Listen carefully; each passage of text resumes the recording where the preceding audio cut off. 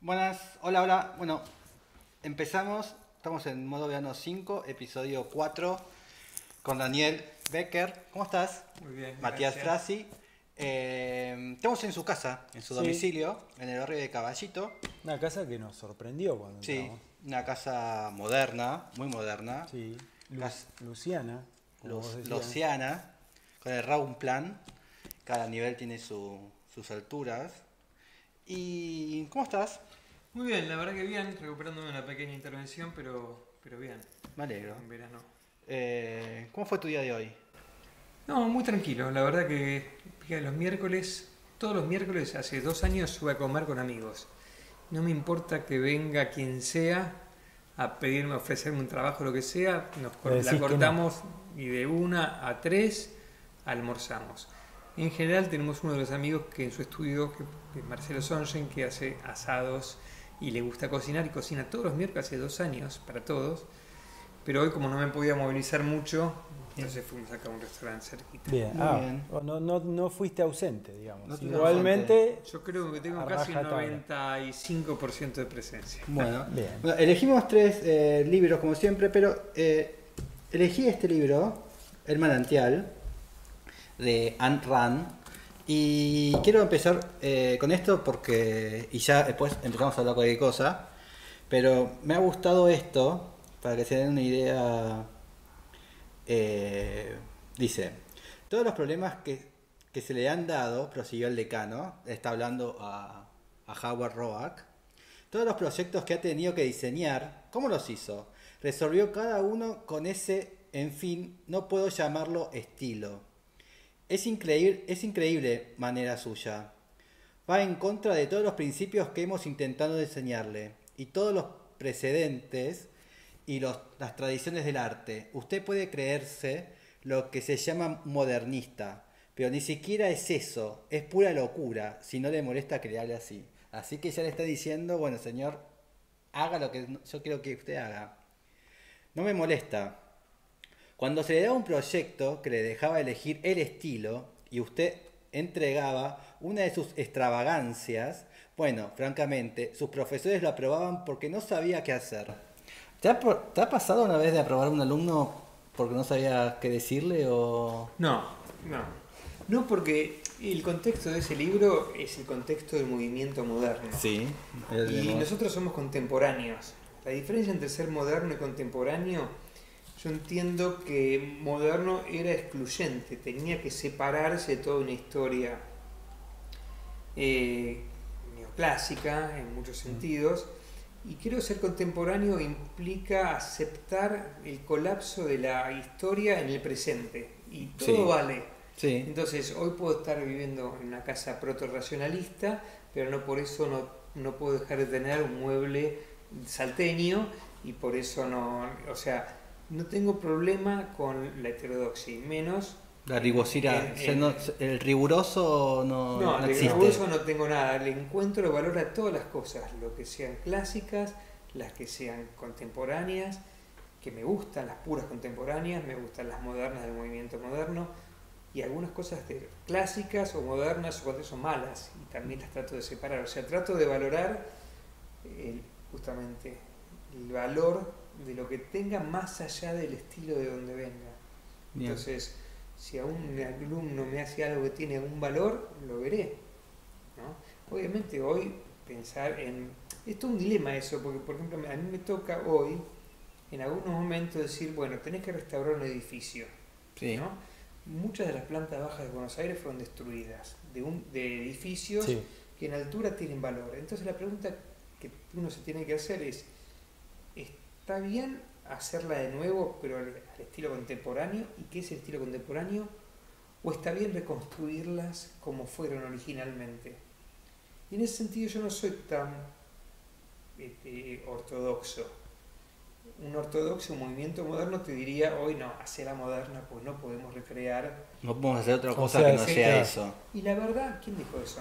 Y si hay algún sentido, de algún momento que vale la pena recrear algo, esto puede ser muy polémico, que vos tengas una fachada fabulosa y la planta baja y la tenés que volver a recrear, recreala.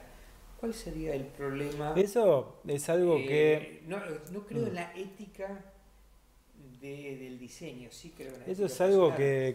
que fue evolucionando en tu carrera? O sea, al principio eras más como, sí, no, más puro y Por después supuesto, siempre uno va madurando, entiendo. Mi modificó tu formación, arquitectura, digamos. sin duda, mi formación tiene mucho que ver con Machado de Silvestri, donde tenía una carga muy importante de la valoración de la historia, no ni de un punto de vista museológico, ¿no?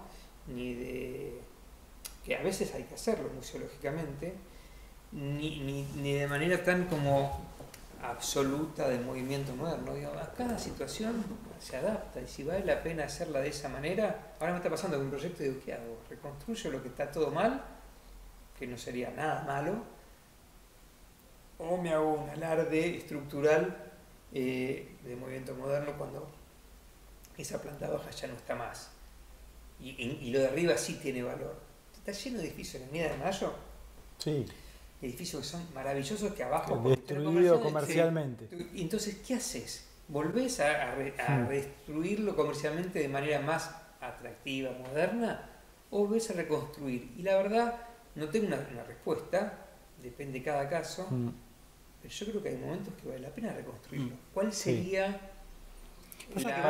Eso sería la es diferencia difícil. en mi opinión, entre contemporáneo y moderno. Moderno no te lo va a reconstruir nunca porque justamente como Roark no podría rehacer nada que tenga que ver con el lenguaje clásico de la La verdad que casi siempre en todos estos edificios, la Avenida de Mayo, por ejemplos, me imagino que en su momento el basamento tampoco era tan espectacular como lo era. Depende, hay basamentos que sí los eran. Sí. Pero no eran siempre ocupados por el local y el local ya intervenía y estaban Sí, más. pero a veces Depende. estaban respetados. Está lleno de farmacias en Buenos Aires, Sí, en esquinas que son maravillosas. maravillosas. Sí, sí. Están sin tocar. Oh, te tocaba un Y- Tortoni ahí el abajo. Tortoni. Hay un montón que se respetaba. Después lo que pasó por la cuestión comercial es más cantidad de vidrieras, menos árboles para que se vean los carteles, más carteles y más modernos que se venden mejor. Ahora, eso fue muy de los 70. Cuando se intervino Avenida de Mayo y se empezó a recuperar, te das cuenta que no es mejor comercio por el hecho de que barras con la historia. Entonces, ese tipo de dilemas, a mí me encantan mucho de los dilemas. No me gusta pararme en nada que sea absoluto, Bien. ¿no? Y estar siempre al filo del problema me parece que es mucho más rico, interesante y más contemporáneo y más de la inteligencia. Ahora, por ejemplo, que más del estilo. En ese sentido, cuando hiciste la intervención del CCK, viste que hubo todo en su momento, una crítica, no, porque estaba la estructura metálica adentro y el proyecto tuyo, digamos, como que la comía y hacías que apareció la ballena azul y ¿cómo es que se llama? La sala de luces. Chandelier, sí, la lámpara, La lámpara. chandelier, lo que quieras llamar. ¿Cómo reaccionaste ahí en esa situación? Primero, más pragmático. Si yo tenía que hacer como programa una sala sinfónica para 2.000 personas, en un principio de 8 metros cúbicos por persona, que después se infló a 10 metros cúbicos por persona, o sea, un volumen de 20.000 metros cúbicos de aire, no tenés que tener columnas, se acabó. Y el primer tercio del edificio era de protección estructural y los 2 tercios hacia el norte de protección así que la base industrial. Entonces no te queda otra que demoler. Si tenés que hacer una sala sinfónica. Sí, no podés tener miles de columnas así. Así que la base industrial no estaba en patrimonio. No es que no estaba en patrimonio. Vos tenías un tercio que era la parte palaciega del edificio, que estaban todos los salones, los escudos, el Perón, la cúpula, el hall de acceso, todos los grandes lujos. Después del primer tercio era un gran depósito. ¿No? No sé si ustedes estuvieron, se había hecho una exposición antes del inicio del CCK, donde lo había abierto y había cosas de arte. Eran plantas Industriales. no tenía ningún valor arquitectónico. Lo que sí se pidió, y eso creo que estuvo bien, se mantuvieron los núcleos a lo largo de la parte industrial también, fíjate que están mantenidos. Sí. Tratamos que las escaleras coincidan con los núcleos. Vos cuando subís la escalera mecánica coincide con el eje de una de las escaleras. Obviamente se mantuvieron las fachadas y fue una gran polémica la cúpula. Sí. La cúpula fue toda una polémica porque nosotros creíamos que tenía que haber una denotación contemporánea del edificio, porque ese edificio Sí. tiene una carga muy pesada. Yo Sí. pasaba cuando pasabas por ahí que era tan grande que no lo veías. O sea, era un monstruo y una carga histórica muy, muy, muy grande. Entonces, ¿cómo, vuelvo al dilema, ¿no? ¿Cómo mantener los valores de la arquitectura clásica y al mismo tiempo cómo darle un toque de contemporaneidad que se note que es un edificio contemporáneo? Y en ese límite difuso, difícil de aceptar, complejo, apareció con Federico Vare, que estaba un poco a cargo en ese momento del tema de la cúpula. En su momento nos dividimos las partes, ¿no? Pero bueno, todos opinamos sobre todo. La idea de sacar todo lo que es de la pizarra y hacerla de vidrio, ¿por qué? Porque nos parecía interesante tener... Para mí fue un acierto eso. A la larga sí, pero fíjate la comisión, bueno, no sé si saben la historia cómo fue. Sí, te mataron con... No, les cuento cómo fue la historia realmente. La historia fue que en la Comisión de Monumentos Históricos en el concurso aceptó la propuesta de hacer la cúpula de vidrio. Fenómeno. En la mitad del proceso nos dicen un día que no, la comisión estaba muy dividida, de hecho sigue siendo, estaba medio dividido, unos más talibanes, otros menos talibanes, pero yo no critico ni a los talibanes ni a las no talibanes, es un tema de educación, de educación del soberano, como dicen, ¿viste? Entonces, en un momento dicen no, se decidió que va a ser de restauro la cúpula.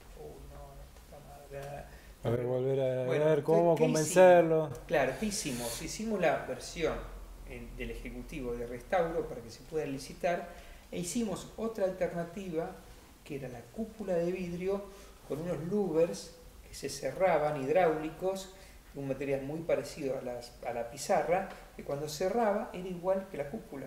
Vos podías levantarlo y ver todo y hacer lo que queríamos, que era un espacio en público a nivel del 50, que sea un lugar público, que es siempre lo que más me importa a mí, que es todo el tema público.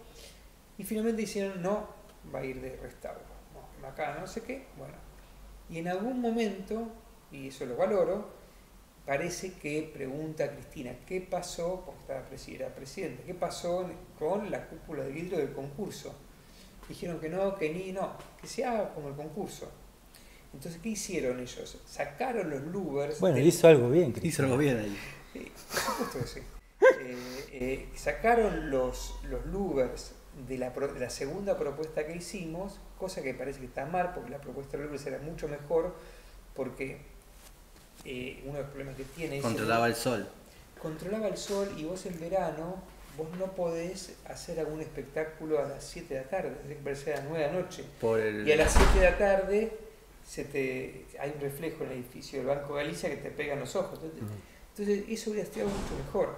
Y como siempre se meten un montón de personas en el medio, y esa es la macana que tiene la arquitectura cuando trabajas para el Estado, que son todos opinadores y que sin consultarnos terminó siendo igual que la cúpula de concurso, no por convicción, sino porque se dio así, porque le sacaron los luces, que hubiera sido mejor mantenerlo y poder regular la luz y oscurecerla durante el día, ¿no? Ese tipo de cuestiones que no se saben, que son las interesantes, ¿no? Que bueno, y ahora, ¿cambió el sentido del edificio por la cúpula de vidrio? No, la verdad que entendemos de que no, y es mejor porque le das un toque de contemporaneidad sin intervenirlo de manera violenta, porque hay muchos niveles de intervenciones, a veces buenos, a veces malos. Habrán visto unos proyectos de Zaha Hadid de edificios que le ponen un monstruo ahí arriba, ¿no? Que es polémico, yo no sé si lo critico o no lo critico, pero que en un hecho violento de colapsar violentamente una arquitectura clásica con una arquitectura contemporánea. Acá no hicimos un colapso, ¿no? Como si fuera una juxtaposición, ¿no? O un montaje, si querés, sino que está como de alguna forma integrado. Y en ese discurso de justificación, ¿no? O decir, bueno, quiero la cúpula de vidrio, ¿cuánto te ayudó Foster en ese sistema? No, pero por supuesto todos te ayudan directa e indirectamente. No, porque decir, bueno, Berlín lo hizo. Pero fíjate que el Berlín hay toda una historia, primero, Bueno, que la también. cúpula se había incendiado el Reichstag antes de la guerra, Sí. ¿no? Y después, la cúpula de Foster es completamente moderna, con unos mecanismos que tienen unas cosas así para vos caminar por arriba y ver el Parlamento, que era un aparato a partir de que no existía esa cúpula. Mm. En cambio, esto era una condición distinta. La cúpula existía, tenía un te entrabas por una escalera caracol de 70 centímetros, así, y estaba todo No, pero me refiero al sistema, bueno, un elemento contemporáneo Por supuesto que es parte de para no seguir imitando algo. pero fíjate no que es. no tiene nada que ver con la de Foster, porque no es que la hicimos No, de no, nuevo. no. Mantuvimos las estructuras, mantuvimos los cantos de zinc, ¿no? Sí, cambió la Y materialidad. materialidad con la misma forma, que no es lo mismo que de Foster, que hace una cúpula. Y le diste un uso. Y le dimos un uso que fue Porque, importante. Sí. porque si era con la originaria no tendría uso. Porque No. es opaca. No, claro. No, Sería era- un depósito. Sería un depósito, sería un salón de depósito, pero tener las vistas que tiene ese lugar, estando de arriba, es una Sí. oportunidad perdida. ¿Y cuál es el vínculo o qué te llega a decir la gente Con respecto a... al CCK? No, en general es una pena, No, porque la cuestión, los- la política hace que a veces se mezclen y el tema del nombre se mezclen con la arquitectura. Yo siempre digo Porque que iba a ser el Museo del Bicentenario. el Centro Cultural del Bicentenario. De haber cambiado el nombre, en mi opinión, es un error, más allá de lo político, sino porque la gente termina fijándose más en el nombre que en el Sí, edificio. es cierto. ¿Viste? Entonces, la verdad, ¿qué necesidad había? Es una opinión. Eso no quiere Igualmente sacarle me parece- el mínimo mérito al gobierno que Hubo- lo hizo, hubo un que tuvo momento- unos cojones para Sí, hacerlo. Sí. Increíble. Hubo un momento que yo fui a ver una muestra, pero allá en el gobierno de Mauricio Macri, y había como unas que me gustaron, había como unas frases y una idea de Einstein que decía, es más difícil desarmar un átomo que un prejuicio, ¿no? Y me pareció como fantástico, Sí. porque diciendo, bueno, Pero- es más difícil sacarse el prejuicio de que Yo quién lo creo- hizo Yo creo que la obra en sí yo creo misma. que Sí. lamentablemente el nombre terminó construyendo prejuicios y nadie termina viendo la obra. No. Yo creo que igual me parece que ahora es como que se está aplacando. se aplacó. Ahora es el CCK y no era como, ay, ¿por qué? No era Bueno. el Bicentenario, es el CCK, toda esa Yo te discusión digo, que ahora me en parece... San Martín se hizo bajo el gobierno de Perón y nadie se acuerda. No. Se acuerda del San Martín. Y realmente si hubo un gobierno que hizo buena arquitectura en algún momento, fue la primera y la segunda de Perón, que todos estudiamos Sí, en la muchas facultad. obras públicas. Y después eso no quiere decir que el peronismo hace siempre buenas obras. También hizo porquerías, ¿no? Y- Pero uno se olvida Bueno, ahí hay un de punto... quién lo hizo, sí. importa el hecho físico silencioso Ahí- y presente ahí, no importa Ahí, quién fue. ahí hay un punto que, bueno, vos nombraste el San Martín y yo la semana pasada, no, o la anterior, no me acuerdo, hablando de algo con Adrián, podemos decir que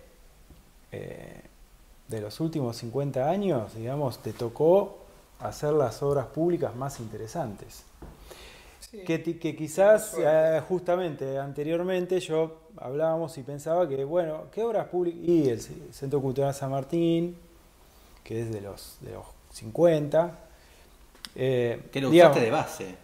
Por supuesto, uno siempre se monta en los hombros, digamos, sos consciente de eso, pues yo a Adrián le decía, no, mirá, Dani Becker le tocó, que encima es como que pasó una cosa así como de casualidades, ¿viste? Porque te tocó el CCK, el Bicentenario. el Bicentenario y toda Sí, la es importante, explanada, primero, ¿no? Todo, que es como a veces que... la gente no sabe por qué hicimos el bicentenario.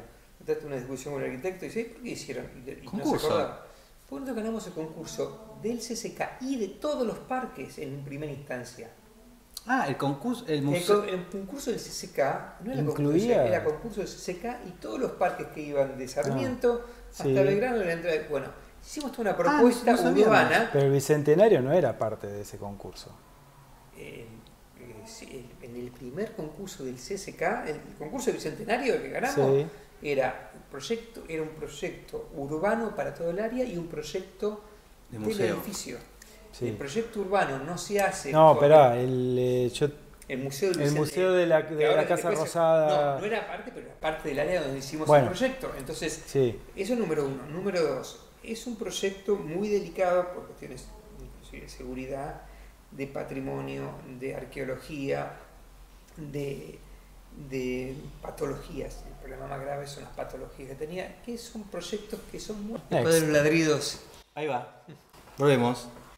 Entonces, ¿qué te contaba? El museo, El museo yo te de- decía, el Entonces, Museo de la era- Casa son- Rosada. es un proyecto que era Sí. muy difícil pensarlo en términos de concurso, porque también yo me siento orgulloso y con mucha suerte de haber ganado concursos y estoy hiper agradecido a la Sociedad Central por haberlos hecho, pero también te pones un poco más viejo, no sé si más sabio, te das cuenta que algunos proyectos son para concursos y otros son menos para concursos, porque opinar sin entender todos los problemas de patologías, de arqueología, de historia, en un concurso tan delicado como de alguna forma recuperar los restos de la aduana de Taylor, es muy difícil de evaluar. Después no se hacen esos concursos. Entonces, Sí, porque es como algo muy específico. es muy específico que no sabes. De hecho, siempre lo digo y lo voy a seguir diciendo, el hecho de que hayan cambiado el techo es porque primero no estuvimos nosotros en la dirección de obra. Pero entre otras cosas es porque el espesor de ese techo, que terminó siendo de 1 metro, era porque ellos no habían hecho los cateos de los muros de carga de 50, 70 centímetros, o 1 metro que tiene la arquería de lo que era la Real Hacienda. Y entonces no sabían si apoyado sobre ese muro iba a poder o necesitaba una viga de distribución.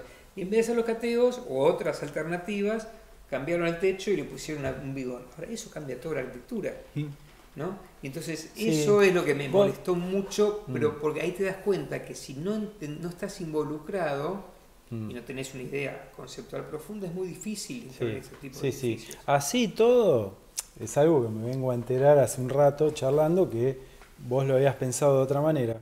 Yo como usuario o visitante del edificio, llamémosle, a mí me gusta esa. De abajo las vigas, cómo quedó. Eso estaba igual. Lo que no estaba igual Era el remate.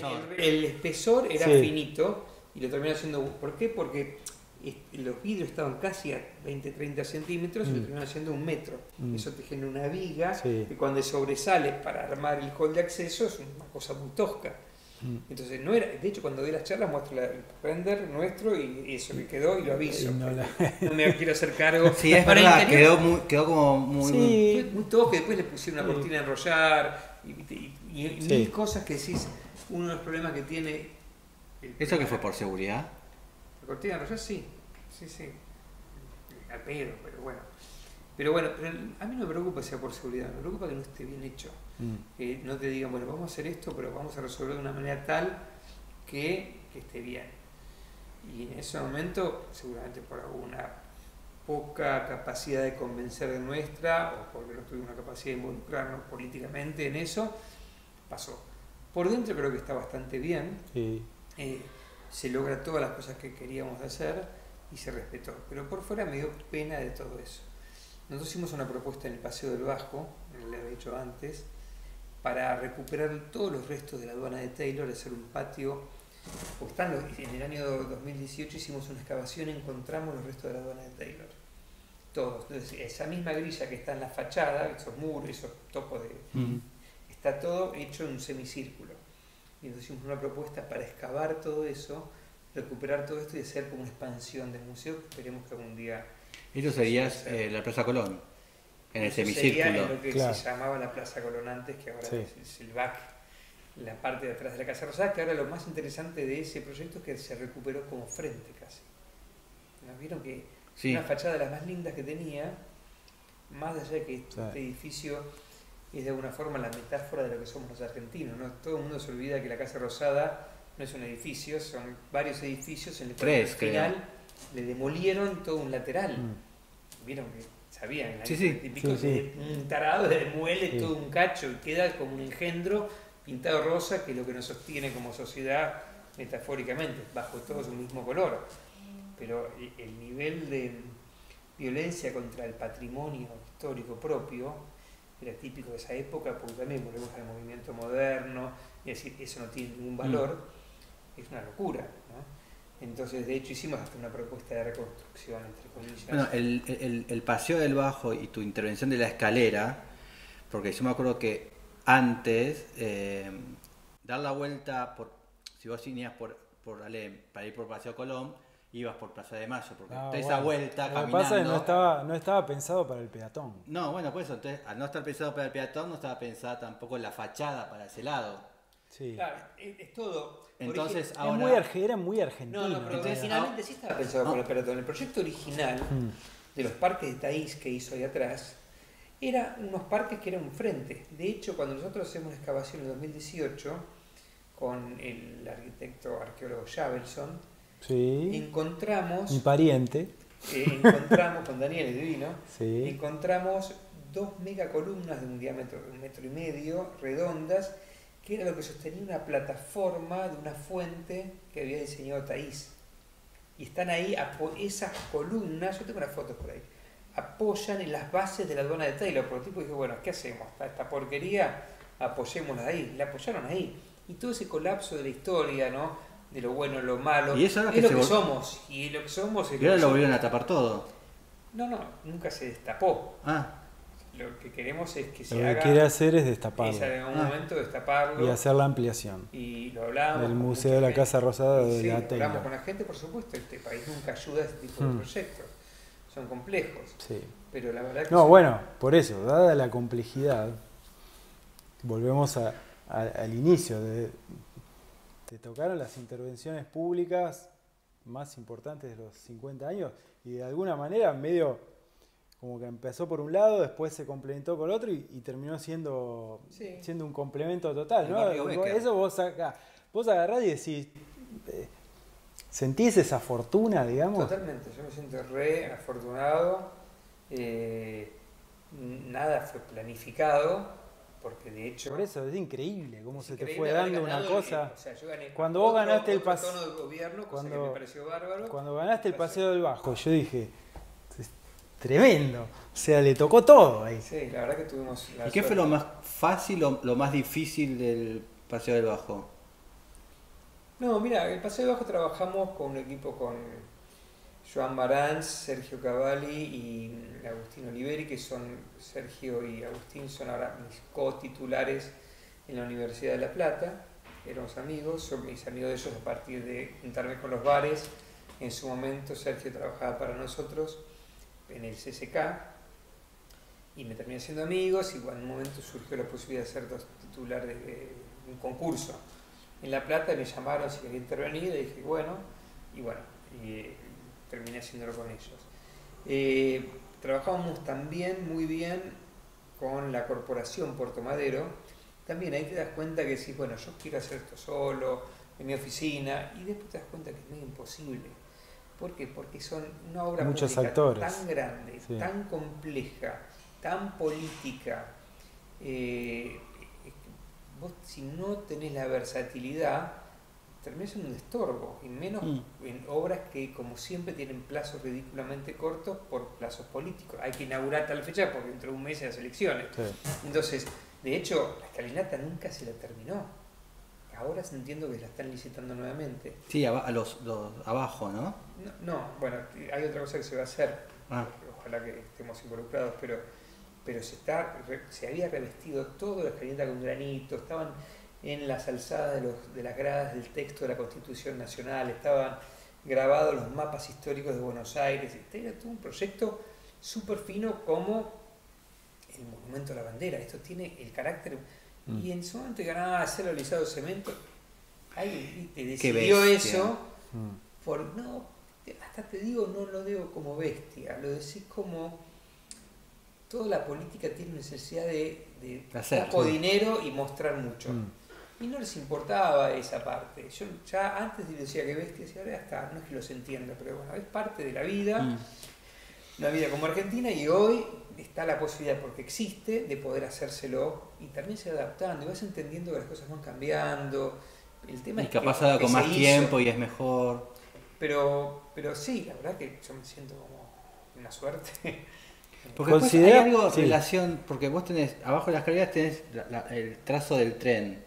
Y ahí abajo hay como... Ahí están las vías del tren. Que ¿Eso entró el proyecto o es otra parte que...? Entraba como el proyecto, era parte, en ese momento no sabía para qué iba a hacerse, todavía no está en claro para qué se va a hacer, porque una parte es muy complejo en términos inclusive catastrales, a quién le pertenece, si es Puerto Madero, si es Nación, si es ciudad, las vías del tren. Bueno, son todas cosas que uno, cuando sos joven, y todo por concurso, todo desde el estudio, y después te das cuenta que la vida y la complejidad hace que ciertas cosas, para que funcionen, tienen que ser mucho más heterodoxas, ¿no? Entonces sí, como resumen, soy bastante heterodoxo hasta cómo entender la disciplina, ¿viste? La disciplina no es totalmente pura. Si vos no entendés la dimensión política, la dimensión, bueno, que me interesa la cultural, pero la dimensión económica, la dimensión del negocio, la dimensión... Después puede ser que te vaya bien o puede ser que te vaya mal, pero tenés que entender todas las dimensiones del problema, porque ¿viste? Es parte del tema, ¿no? Bien. Y volviendo a Avenida de Mayo, bueno, porque Avenida de Mayo tiene todo y después tiene como esta situación del, no sé si el Banco Río de Álvarez, ¿no? Después al final tenés el conjunto posmoderno de... Sí. Colombo, llegando a la Plaza de los Congresos, el de Lopatín. El Lopatín, y bueno, y después tenés 2 o 3 ejemplos así como bastante... que no en orden con la cuestión española, ¿no? ¿Cómo ves eso? Mira, en esos 2 casos que son como... Tenés también los dilemas y los más interesantes temas que son para pensar. A mí lo que más me gusta es pensar, no me gusta ninguna receta. El proyecto de Lopatín en su momento, que intervino Andrés Marías, que es amigo... Que es un objeto posmoderno. Sí, pero más allá del objeto posmoderno, no, para era, como... era el tiempo del lenguaje de los 80. Era un objeto tipológico primero, o sea, un patio central y después, más allá de que creo que era muy esquemático, muy de otra época, pero tipológicamente no estaba mal pensar un patio en ese lugar. Entonces, y la escala de edificio es enorme también. La escala es enorme, seguramente podía haberse planteado, pero bueno, en ese momento, no sé si en ese momento vos tenías la carga de la tendencia de Aldo Rossi, Grassi, entonces había esa cosa de ascetismo, de que el lenguaje no existía, ¿no? De que era todo lo más que era como deshumanizar, entre comillas, desde una, si querés, visión profundamente marxista, en el cual nada de lo que sea autoproyección individual o del contexto en términos de lenguaje el lenguaje arquitectónico era importante, sino lo único importante era la esencia del problema. Entonces yo me formé con Tony Díaz. Tony Díaz era eso, ¿no? Y uno también entendí por qué me atraía Tony Díaz en ese momento, porque era un tipo que le daba más importancia a la ciudad que a la arquitectura, ¿entendés? Hasta no sé si él decía, a mí no me gusta diseñar, él decía arquitectura, no diseño, ¿no? Que es lo opuesto, si querés, lo que vos hacés con las sutilezas que vos tenés en el edificio de Colonia, me encanta, porque no era diseñador, era un didacta, era un profesor donde la carga, si querés, más educativa y más didáctica iba por sobre la arquitectura. En esa línea me formé, pero después uno se va derivando y vas tomando las cosas, que es lo que a mí me ayudaron siempre Jorge y Rodolfo, si querés, ¿no? Pero lo que me refiero es, estando con todo ese sistema como patrimonial, como se llama de algún modo, ¿estás de acuerdo o lo ves bien por todo lo que estás hablando, que si hay objetos vacíos, que esos objetos se llenen con el lenguaje del momento? Sí, por supuesto, no podés recrear el lenguaje neoclásico. Eso voy. Pero la pregunta... O sea, cuestión de contemporaneidad, como sí, ya pero capaz no sabría, hoy, de una obra nueva, no sabría cómo hacerlo. El dilema no pasa por ahí, no te queda otra de encontrar, y esta es la habilidad del arquitecto, sutilezas que aludan a esas cosas, pero que sean desde el hoy, desde la contemporaneidad. Por de pronto, tener una cuestión tipológica ya es un primer paso. Después, ser contemporáneo en términos de lenguaje es todo un tema complejo. A mí siempre me importa más, y decimos en la cátedra donde estamos con Adrián Sebastián, Luis Bruno y Marcelo Lorelli, que la ciudad está primero. Cualquier cosa que vos hagas, nosotros nos concentramos mucho a trabajar en la ciudad. Pero si no está la ciudad primero, está la naturaleza primero. Así que siempre hay algo que te precede. Y que si no lo tenés en cuenta, en sus términos sustentables, en sus términos urbanos, culturales, etcétera, es muy difícil, digamos. Sí, termina generando ovnis. Claro. Mira, pasa un tema con Puerto Madero. No hay duda de que fue un éxito inmobiliario. Sí. Y un éxito de desarrollo, y eso está muy bien. Y de imagen. Y de imagen. Ahora, en términos urbanos, vos vas ahí y no estás en Buenos Aires. Está desconectado. Sí. Más desconectado físicamente, desconectado culturalmente. No camina, o sea, hay ciertas cosas, por supuesto, al lado de los docks, que son algo de la tradición portuaria, que está bien. Ahora, cruzás de enfrente y más allá de unos edificios históricos que se mantuvieron bastante bien, es como una ciudad un poco extraña para uno. Sí. ¿no? Y más el último de los diques que se hicieron. Sí. Entonces, esto... Es el mismo satélite que uno se imagina estando en es un la estilo fans. internacional. Lo que quiero decir es que esto no es en ánimo de criticar Puerto Madero. No. Es en ánimo de decir, bueno, se hizo, chapó, genial. Ahora, ¿puede haber sido otra arquitectura que contemple más un poco el espíritu, el carácter o la ciudad de Buenos Aires? Y tal vez sí. Más parecido al ensanche, ¿no? Al ensanche, ¿cómo era el ensanche? Era parecido a esto, una tierra de nadie que había que ensanchar. Y la verdad que encontraron, Barcelona se expandió, más allá de no ser más medieval, es Barcelona esa. Entonces es todo un dilema, que todo es en pos de construir y no de destruir lo que se hizo, por la verdad que lo hicieron Freddy Garay y toda esta gente, estuvo bárbaro. Bueno, el parque del Bajo, en realidad entre el sector, entre Casa de Gobierno y Corrientes, lo vinculó mucho más. Sí, peatonalmente a Puerto Madero, porque antes capaz era más un satélite, ¿no? Sí, bueno, la escalinata hace que todo esto incluso también el CCK el CCK empezó a mirar al sur, lógico, todo el CCK era un monstruo, el movimiento de los no sabía por dónde entrarle, los colectivos que se fueron de ahí también, que bajaron.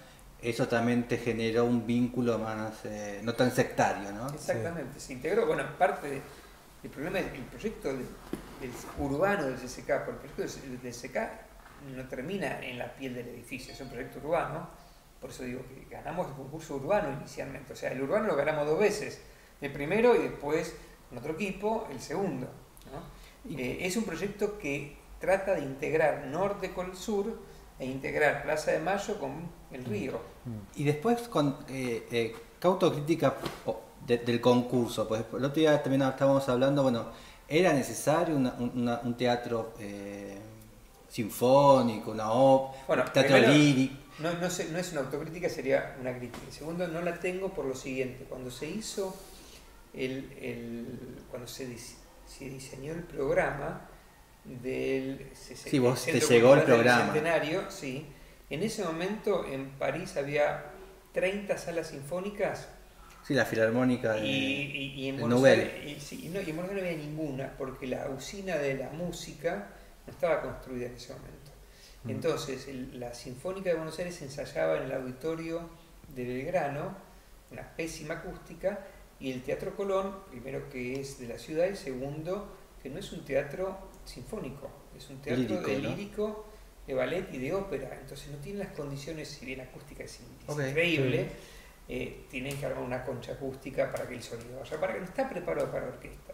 Bien. Entonces la idea era una tipología de sala que sea una sala sinfónica, y hay todo un derivado que vuelvo a mi heterodoxia, que las mejores salas son lo que se llaman las shoebox, las cajas de zapatos, eso no hay ninguna duda en términos acústicos. En términos visuales, y especialmente los arquitectos que nos atraen las salas que son las arenas. ¿Las arenas cuáles son? Las que tienen el escenario en el centro y el público está alrededor, como la de Yarún en algún momento. Sí. Ahora, Yarún viaja a África y se encuentra con un montón de pueblos originarios, para decirlo bien, africanos, que se reunían alrededor de unos tambores y entonces se juntaban alrededor y quería recrear eso. Ahora, las orquestas no son tambores solamente, el tambor emite de todas partes. En general las orquestas tienen una emisión de sonido de acá para adelante y hay una atrás. Entonces, en la de Yarún hay el 40% de las asientos que se escucha mal. Entonces es una sala que implica tunearla con mucha tecnología y nunca está del todo bien y es muy difícil. Entonces lo que hicimos hacer en la sala sinfónica es una sala híbrida entre una arena que tiene la ventaja de ver las manos del pianista, que tiene una cosa más visual, y una shoebox en un ámbito único. Entonces fíjate que vos la ves ahí hacer, que estás como metido, no estás allá lejos. O sea, la de Boston es un shoebox perfecto, lo tenés lejos, pero escuchás perfecto. Sí. En cambio la de Yarún, yo estuve en la de Yarún, es divina, pero hay ciertos lugares que nunca sabés cuál, si te toca o no te toca, no escuchás del todo bien. Entonces implica la que hicieron el Herzog de Meurón ahora en Hamburgo, que es una arena. El sombrero, ¿no? Me imagino que tiene una cantidad de estudios acústicos infinitos para de cada asiento saber que el tipo va a escuchar algo bien. Si vos no lo haces esos estudios que implica unos miles de análisis, ahora estamos haciendo un proyecto muy interesante de un teatro, que se lo muestro, de un teatro en Jujuy, un complejo teatral de Jujuy para 1.300 personas. Súper interesante, queremos hacer la licitación. Bueno, ahí trabajar con Gustavo Basso, que es el ingeniero acústico, te hace entender la dimensión no visual de la arquitectura. Bien. Hace poco, ahora en vacaciones, hace 15 días, le mandé un artículo que salió a Gustavo Basso de que Microsoft había hecho una sala de un silencio total. Él llevó 2 años de hacerlo con capas de hormigón, de chapa de acero, en el cual no puedes estar más dentro de una hora porque te volvés loco, porque escuchás tu sangre. El recorrido, no solamente tu respiración. Sería el sueño de John Cage, más o menos. Más o menos. No, que él buscaba el silencio, ¿no? El flujo de tu sangre. Y esa es una cosa increíble. Y en el CSK hubo errores, como por ejemplo que hay unas máquinas que se pusieron dentro de los pasillos, que cuando vos entras no te das cuenta el ruido que generan, eran para exteriores pero las metieron adentro, algún día las cambiarán, no lo sé. Pero cuando entras a la sala y salís de la sala, que venís en un silencio, parece que tenés un tren que te pasa. Miren, y no toman noción. Entrás a la sala, silencio absoluto. Salís de la sala y antes cuando entraste, porque venís de la polución sonora de la ciudad, no te das cuenta. Entonces ahí te das cuenta la dimensión del sonido como la dimensión, si querés, de la temperatura, ¿no? De los ambientes. Pero estamos muy acostumbrados a la dimensión visual. ¿Y cómo te preparas? Vos lees el concurso, decís, bueno, me asocio con y lo voy a empezar a hacer. Bueno, tengo que hacer una filarmónica, ok. Yo creo que ¿Qué agarras? Yo creo que se es inconsciente cuando haces el bueno, concurso. pero tenés después empezás a aprender cuando te toca la obra. Sí, mira, primero, esto fue una historia, siempre las historias tienen una historia por detrás, ¿no? En ese momento yo venía de estar trabajando en un proyecto inmenso en Las Vegas, un hotel en Las Vegas. Es pura casualidad, yo tengo mucha suerte. Fui a dar una charla a Estados Unidos, me encontré con un tipo en el aeropuerto, me puse a hablar, le mostré la charla que venía de dar, me dijo que venía a Argentina, me decía amigo, el tipo iba a hacer un hotel en Las Vegas, y le pregunté con quién, y me dice, no, con Viñoly. Ah, qué bien, mirá qué bueno, ¿y cómo te va? Mal, me dice, estoy haciendo un juicio de $10 millones. No. Y en serio, bueno, quedamos amigos, no sé qué, quilombo, y un día me llama, te estoy hablando del año 2006. Y me dice, si querés estar haciendo un proyecto en Las Vegas y una ciudad entera en el West Wendover, que es el límite entre Nevada y Utah, tenés que estar acá el lunes, era viernes. Era como, ¿se acuerdan el abogado del diablo? Sí. Que venía acá y dice, o sea, ¿qué me están...? Bueno, fui a Las Vegas, suspendí un viaje que tenía con mi esposa que se iba de gira, todo. Bueno, todo eso fueron 3 meses de locura intensa, súper interesante, que fracasó todo, se pelearon los socios, nos dejaron pagando a nosotros, etcétera, y venía a estar como muy golpeado, porque era el abogado del diablo, ¿viste? Era como estar tocando el cielo a una mano de la nada, porque me puse a hablar con alguien, y digo, bueno, ¿qué hacemos? Bueno, para recuperarnos hagamos este concurso.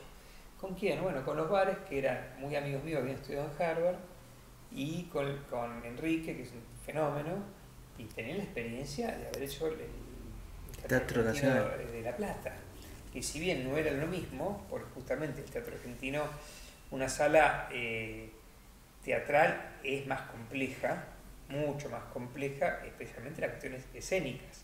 Bien. ¿No? La visual. Lo visual está en todas, te diría la escenografía, la parte escénica. Vos fíjate, en el Colón, la planta de Colón, el público tiene lo mismo tamaño que todo lo que pasa por detrás, o sea, es el doble. En cambio, en la sala sinfónica es acústico, todo gran tema acústico y después movilidad de atrás, pero el escenario está puesto ahí y los instrumentos están puestos ahí y no hay cambio de escena, no hay varas, no hay nada, varas de iluminación pueden haber. Entonces, bueno, lo hicimos con ellos y la verdad que fue una suerte ganarlo. Pero sí, obviamente Enrique sabía mucho de las cuestiones acústicas, porque hicimos en ese momento con Sánchez Quintana y Basso, que Sánchez Quintana había hecho con Balvares, creo, el Teatro Argentino de La Plata. Entonces, entramos en una dimensión... Bueno, ayer a Gabriela Medrano, la arquitecta del Teatro Biro Biro, Bio Bio. Es muy lindo ese teatro. Sí. Le hice esta pregunta, ¿no? ¿Cuál fue la reacción de, bueno, uy, gané el concurso, uy, le inauguraron y uy, recibí un premio? No, mira, me acuerdo cuando me dijeron que ganamos el concurso, estábamos comiendo y no teníamos, viste, no tomás mucha conciencia. Bueno, estás contento, sí. Genial, la discusión del contrato, el inicio del proyecto. En ese momento no lo vi con la excitación, o lo vi con excitación, pero más como momentánea, de cosas que te pasan. Sí, porque viste que después ganaste el concurso y después decís, bueno, a trabajar. Todo lo que... No, el trabajar sería lo lindo. Está en toda la parte burocrática, viste, que es un quilombo de cosas, y que después, viste, se pincha y después te cortan el proyecto. Claro, todo más en un país lleno de incertidumbres como este. Entonces no tomás real conciencia de lo bueno y tomás conciencia cuando pasa el tiempo. Decís, la puta, qué suerte que tuve. Porque aparte también, estas obras... yo por lo que fui viendo en el seguimiento, es como que no se hizo, bueno, vamos a hacerlo, sino que no, se hizo, hubo como una... Se hizo seriamente. Sí, y si bien lo hicimos en la dirección de obra, en un principio había como una voluntad política de hacer la obra, digamos. Pasaron, viste, como siempre, se alinean muchos planetas y las cosas salen bien. El planeta económico estaba bien en el país en ese momento. Fíjate qué cosa, toda la obra se hizo desde Bullar. Entonces nadie que vivía por Libertador se enteraba que había una mega obra ahí. Obvio, ese edificio. Claro. Entonces, la gente que no sabía que estaba todo demolido adentro, que estaban...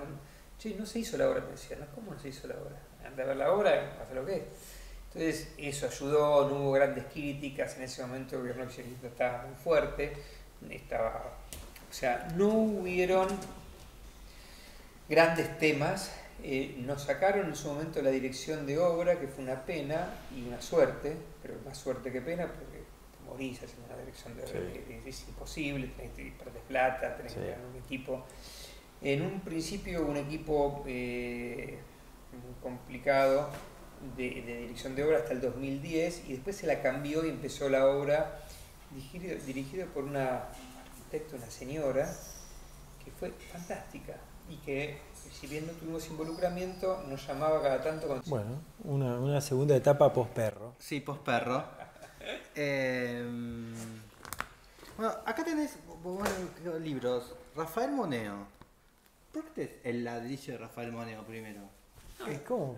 ¿Por qué? ¿Qué sé yo? Bueno, que nos explique por qué Rafael Moneo. No, a mí me gustaría tener el ladrillo de Rafael Moneo. No, sin duda Rafael Monedo tiene algunos aspectos. Yo no lo tuve directamente como profesor. Cuando yo entré a estudiar, él se iba de Harvard como decano, quedó como profesor, más allá de la anécdota que les conté en su momento. Sí. pero es un arquitecto que tiene algunas líneas que me interesan, que tiene que ver con una especie de la evolución de lo que era todo lo que era la tendencia, el racionalismo de Aldo Rossi, Grassi, Gregotti, etcétera, con toda una dimensión cultural que es la que a mí más me interesó siempre. Esa obra tiene una cierta influencia de la de Sáenz de Oiza, Claro. de las Torres Blancas. Digamos, sin No, duda, fueron compañeros o trabajaron juntos. que hay toda una dimensión cultural en lo que de alguna forma era Rafael Moneo, un tipo brillante, culto, realmente fantástico, que es lo que me interesa de Moneo, como también me interesaba en otros aspectos lo de Jorge Silvetti o lo de hoy, de lo que más me interesa son David Chipperfield. Bien. Bien. Que tienen como que siguen, son contemporáneos, que tienen lo que se llama autoproyección, no dejan de ser individuos, porque es un arquitecto que se proyecta en su obra. Toda obra tiene su dimensión social, la dimensión personal, ¿no? Y sin duda la dimensión del comitente. Porque acá son los tres actores, ¿no? La sociedad a través de los códigos, el comitente a través del poder económico y el arquitecto que trata, de articular entre los tres. Sí. Y Rafael, o sea, a diferencia de lo que era la tendencia que, si querés, anulaba la dimensión personal, ¿no? Tony Díaz, todo era trataba de ser lo menos personal posible, ¿no? Que tiene un correlato, si querés, con el marxismo, ¿no? No hay ninguna duda. Y entonces, como articulaba esas tres cuestiones, ¿no? La de la realidad, la de la sociedad, la de la ciudad, pero también la del individuo. Entonces, cuando esas cosas suceden, para mí es cuando más rica son los proyectos, ¿no? Cuando está la autoproyección, pero que no eso no toma todo. A mí no me interesa la arquitectura de pura autoproyección, como en muchos de los años 90 y 2000, que a mí nunca me interesaron cuando es solamente eso. Me interesa cuando están todos los aspectos se conjugan. Esa de las obras más lindas. Eso te iba a preguntar cuál era la... ¿Con cuál te quedarías? La de San Sebastián. No, ¿cómo? La de San Sebastián. Sí, sin duda es la más interesante. ¿Lo has visto? ¿Has estado? No, en esa no tuve la suerte. Aparte fue interesante, el concurso fue interesante. No, es una obra maravillosa, me parece. Es más que interesante. Creo que la acústica no es muy buena, porque estuvimos estudiando ahora, y la acústica no fue demasiado buena. Bien. Y eso me enteré ahora cuando estamos haciendo el proyecto de Jujuy. Que tiene, si querés, tiene algunos aspectos. Después se los muestro, si querés. Vale, Jujuy. cómo no. Ahora, todas esas etapas en tu formación, ¿no? Y después, bueno, lo que estábamos hablando hace un ratito de todas estas intervenciones urbanas que con el CCK, el Museo de la Casa Rosada de la Dona Taylor, del Paseo del Bajo. Cuando vos, digamos, tuviste tu etapa de formación de posgrado en Estados Unidos, en Harvard, ¿no? Que bueno, que te topaste así, bueno, Moneo yéndose, tenés una vinculación grande con Machado de Silvetti. ¿Qué es lo que te llevó, digamos, en esa situación de formación a decir, vuelvo para acá? ¿Y qué eso que vuelvo para acá influyó después, por ejemplo, en estas intervenciones urbanas que te tocó? Bueno, lo mismo que te decía antes. Cuando vos tomás la decisión no sos muy consciente porque volvés para acá, pero tenés lo que Vos yo llamo tranquilamente te podrías haber quedado. Sí, pero también, viste, la intuición es como una inteligencia instantánea, no con el lenguaje, no racional. Yo creo que la intuición es un modo de tomar decisiones sin pasar por la palabra, pero lo haces sabiendo por qué lo haces, pero no sabes en ese momento. Y después lo entendés. En ese momento también pasó con mi mujer, porque mi mujer también vivió en Estados Unidos en la misma época sin conocernos, y los dos, por cada uno de sus cuentas, decidió volver. La circunstancia normal era, en ese momento había poco trabajo en Estados Unidos, mi hijo había comprado un terrenito acá para hacer un edificio, viste, soy una persona más o menos de familia, me gusta la cuestión cultural local, y volví porque parecía que había trabajo acá, y no trabajo ya. ¿Eso qué año fue más o menos? En el 92 volví. Ah, Volví sin ser muy consciente, yo no es un tema que me importaba hacer plata. Porque me imagino que habrás tenido posibilidad de decir, bueno, me quedo, no sé, enseñando. Podría haber desarrollado toda la carrera académica, pero también me di cuenta que me gusta lo académico y me interesa, pero me gusta mucho el hacer. Digamos. La verdad, tenía miedo de ahogarme en un mundo de palabras y de imágenes, pero no en el hacer. Quizás te hubiera también sido, a lo mejor hubiera sido más difícil poder haber hecho, no sé, estos encargos públicos en Estados Unidos. No, imposible. ¿cómo sería? Porque me gusta eso que dijiste, ahogarme en palabras. A mí siempre me gustó muchísimo una parte de una canción de Babasónicos que dice papá está perdido en un desierto de palabras, ¿no? ¿Por qué usaste esa referencia? Lo mismo que venimos haciendo todos, digamos, ¿sí? Como alguien decía mi viejo, a Juan Relo decía Woody Allen, pero mi viejo decía lo mismo de otra manera.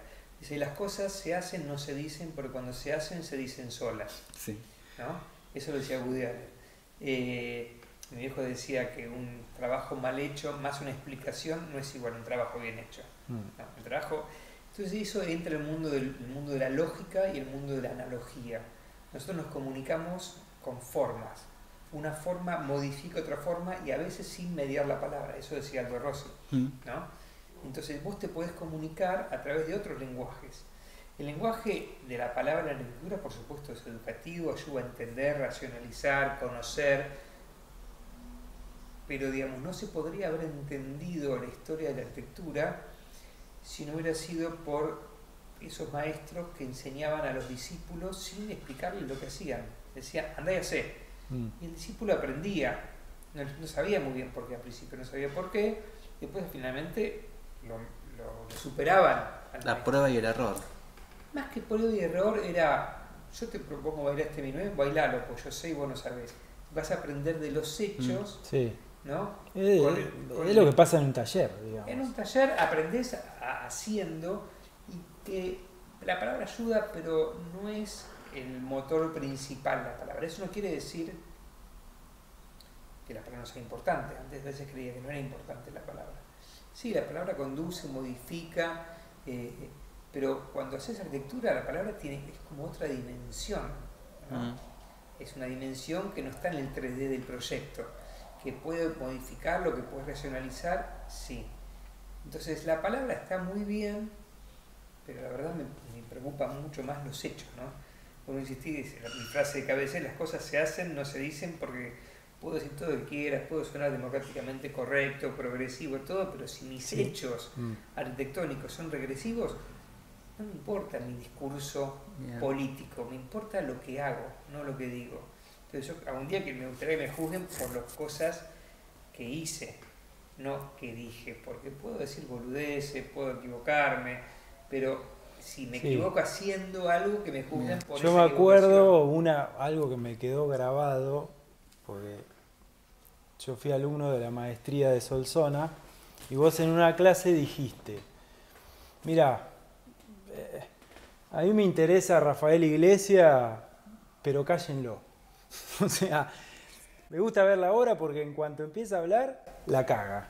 No sé en qué contexto dije eso. Era un personaje. A mí me quedó grabado. Era un personaje más que interesante, que cada uno se construye su propio discurso para autoconvencerse de algo que haces. Ahora, si lo que haces es maravilloso, como lo que se llama Rafael Iglesias, genial.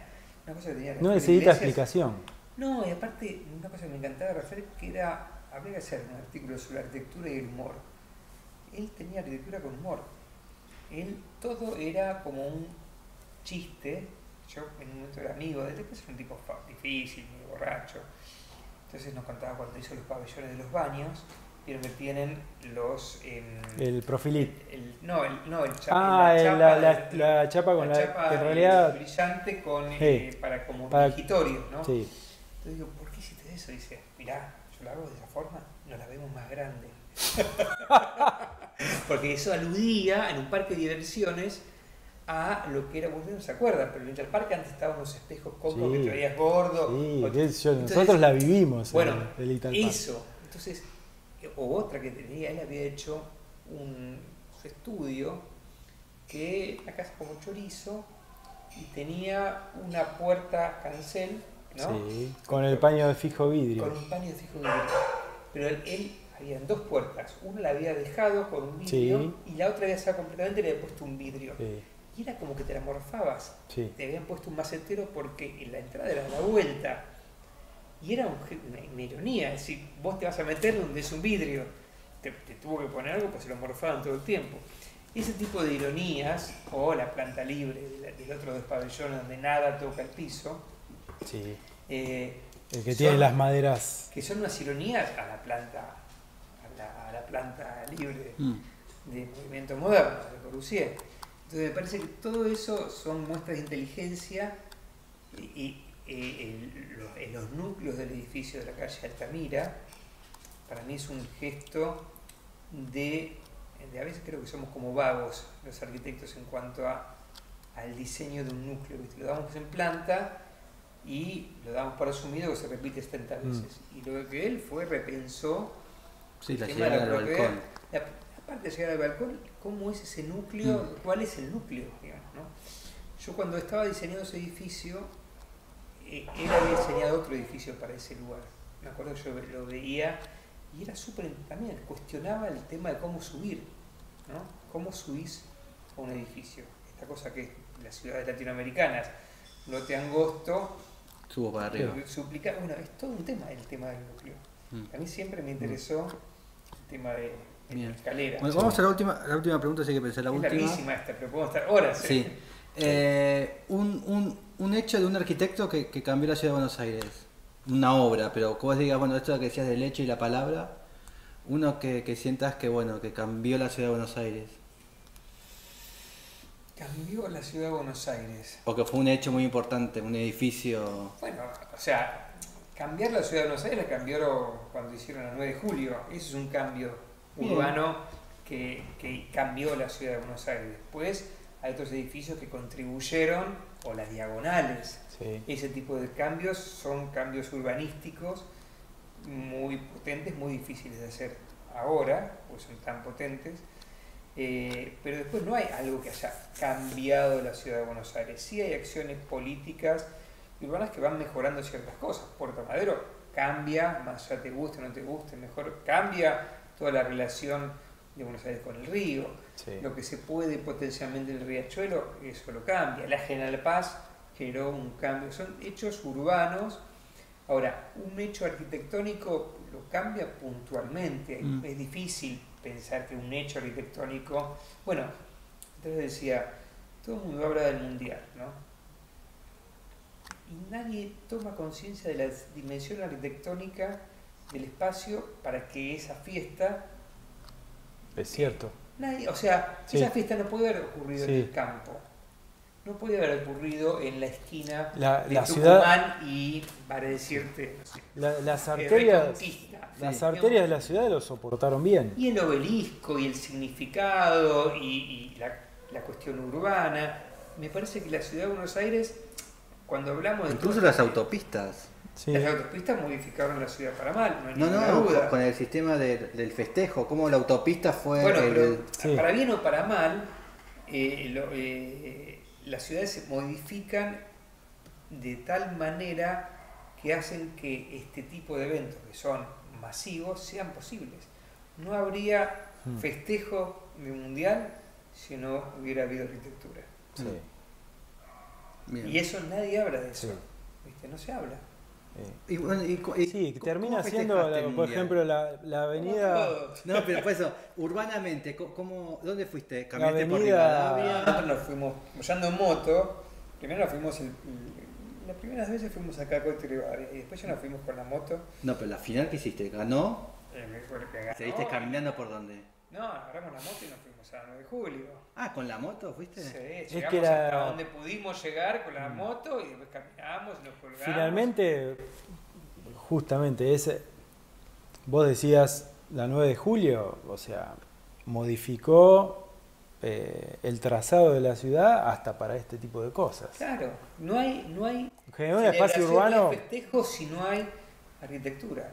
Y todo esto lo damos por sentado porque es como, creo que Borges decía que los camellos en el Corán no se lo nombran porque son tantos que es obvio que está ahí. Entonces pasa lo mismo, nadie dice que gracias a la arquitectura pudimos celebrar todo lo que tuvimos que celebrar. ¿Cómo hubiera sido si no hubiera un ícono, si no hubiera una avenida Corrientes o avenida 9 de Julio o los nodos urbanos, Santa Fe, Cacote, Rivadavia, lo que va, está lleno, Sí. si no hubiera habido arquitectos?